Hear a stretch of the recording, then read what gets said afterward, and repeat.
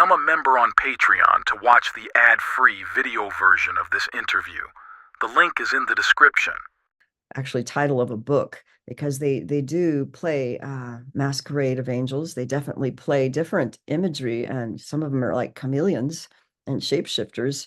So that's where, sometimes we have to, if we could perceive beyond the image, that we could feel the energy behind, and the behaviors and their how they behave is a more sure identifier. So, and it really kind of boils down to me, when we saw it, even with Barbie, it's like, well, there's a type of emotional harvesting, and uh, well, the reptilians in particular, they were more of an energy loose sexuality, energy harvesting, and then there was the cloning and all that goes with it. So, but to go back to, I believe that history is more easily erased in this era of a technology, because I was raised before we had computers or the internet and cell phones even. And then as that escalated, I mean, it was good because of rapid connections with people worldwide. We could really make connections quicker, but it is changing the consciousness of people, so that I think it's more easy to erase histories and identities and replace with agendas that creates a consciousness overlay that makes us forget history and forget identity, which is the primary. When you look behind it, I mean, I think conspiracy, but I also perceive things how a therapist would perceive if someone's going through trauma and abuse. And I'm a therapist working with somebody who's been through a family where they had, alcoholism or abuse or narcissistic abuse or sexual abuse. And then we look at the certain types of predators and abusers will have a narcissistic quality or narcissistic personality disorder, or what we call a cluster B. And your wife would probably know all about this. And so when we look at their behaviors and their relational transactions and behaviors, then we can see that they will do they call it the classic love bombing, devaluation, discard, the shared fantasy, and how they will discard and devalue you, but they also have a quality of erasing your history, gaslighting you to erase your clarity of yourself and your own thinking and feeling and perceptions, create confusion to eventually erase that identity, erase that history, and replace it with the puppet of what they want you to be. That's always, about them. And so when you see this whole thing of an erasure of identity, creating confusion, gaslighting people to not know and not trust their perceptions or their identity, and it's all about them and their quote shared fantasy, which is their distorted perception of what they want you to think reality is, which is really a program of falsehood. Okay. So if someone is a predator by nature, because they're disconnected from the spirit of life and truth and whatever we think of God, basically, which I think many of these beings have some kind of something ain't right. We could call Appalachian term, they ain't right.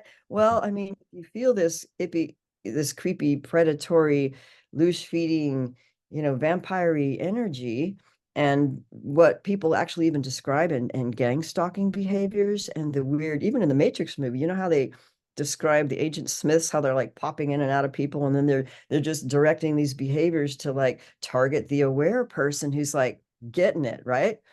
They're figuring shit out. And Yep. so really, we actually didn't start noticing this until we were actually revealing the underbelly of some of basically how the dark side is operating within the observations in the UFO alien abduction community, and the ones who are kind of behind these figures that have a nefarious energy, for lack of a better term.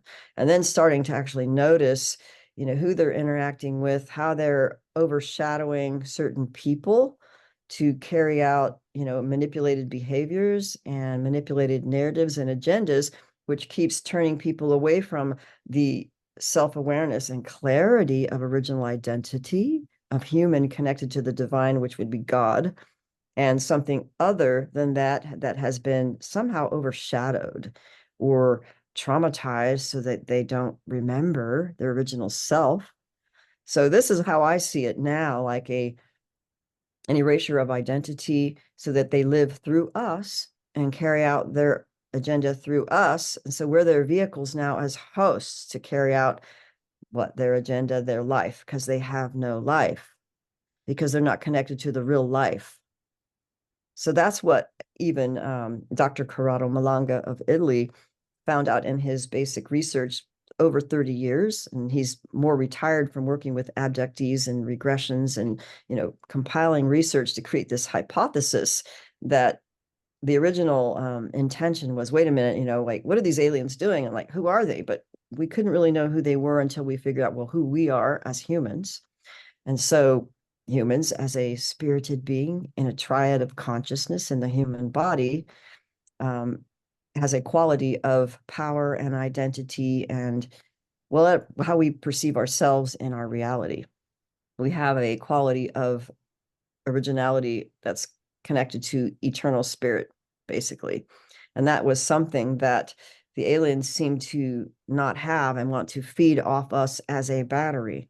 So in one of his, I always liked Malanga's work because he came at it from a scientific perspective and basically assessed we can't know who they are and what they're doing and prevent what they're doing unless we know who we are and come into our full power of what it means to be fully human, connected to the eternal quality of being. So that's basically what he designed his regressive hypnotherapy. He called them mental simulations to free ourselves from alien interference that would find a way to connect with our eternal spirit more strongly and create a coherence of connection between our mind, spirit, soul, as he defined it. So basically integrating any form of dissociation and disconnection of our communication system between us and our eternal spirit.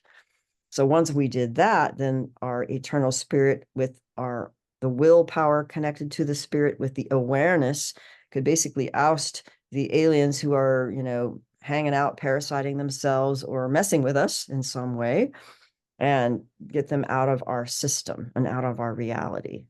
So that was a good way to understand, in my view, as a scientist and a therapist, it's like, okay, now we have to understand who we are to have the power and ability to know how to deal with them and understand what they're doing. Because if we don't understand fully who we are, we can't see the trick.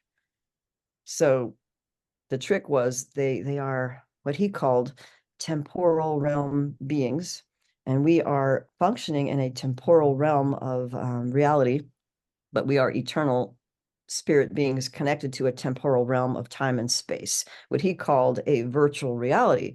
And in essence, it really is. It's a holographic reality in this realm that we call planet Earth.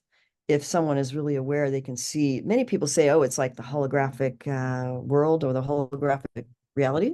Mm-hmm. So in some ways that's actually true.